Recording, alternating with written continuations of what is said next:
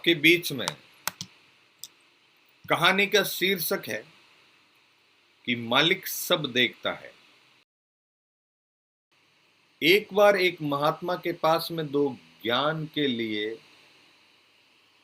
व्यक्ति पहुंचे और जिस महात्मा जी के पास में दो लोग पहुंचे, वो महात्मा जी बहुत ही पहुंची हुई हस्ती थी, बहुत ज्ञानी पुरुष थे और उन्होंने दोनों को एक एक चिड़िया दे दी और कहा कि जाओ इन चिड़ियाओं को ऐसी जगह मार कर आओ जहां कोई न देख सकता, आपको कोई नहीं देखता हो। उनमें से एक तो तुरंत ही वहां से निकला और पेड़ की ओट में खड़ा होकर उस चिड़िया को मार कर ले आया। जो दूसरा व्यक्ति था वह किसी सुनसान जगह पर चला गया और वहां आगे से आगे बढ़ता गया।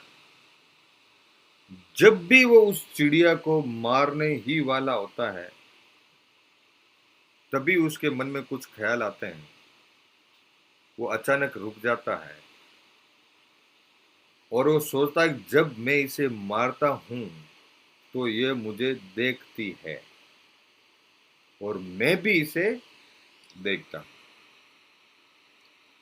तब तो हम दो हो गए और तीसरा ईश्वर भी ये सब कुछ देख रहा है। और गुरुजी ने बोला कि इस चिड़िया को वहां पे मारना है जहां पे कोई नहीं देख रहा हो। भाई, महात्मा जी का आदेश तो ये था कि इस चिड़िया को वहां मारना है जहां कोई न देखे।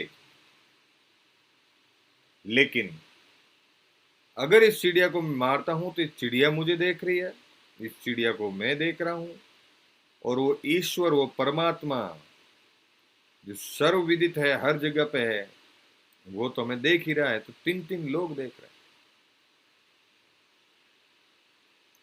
महात्मा ने कहा तुम ही ज्ञान के सही अधिकारी हो और मैं तुम्हें ज्ञान दूंगा। जो व्यक्ति उस चिड़िया को मारने से पहले ये बात सोच रहा था कि ये चिड़िया मैं देख रहा हूं, ये चिड़िया मुझे देख रही है और वो ईश्वर भी देख रहा है, और आखिर ये सोच सोच कर वो उस चिड़िया को महात्मा के पास जीवित ही लेके आया था और बोला कि महात्मा जी, मुझे तो ऐसी कोई जगह नहीं मिली जहां कोई नहीं देखता हो, क्योंकि ईश्वर हर जगह मौजूद है। इस बात पर महात्मा जी ने कहा कि तुम ही ज्ञान के सही अधिकारी हो और मैं तुम्हें ज्ञान दूंगा। महात्मा ने उस दूसरे आदमी को वहां से डांट कर भगा दिया।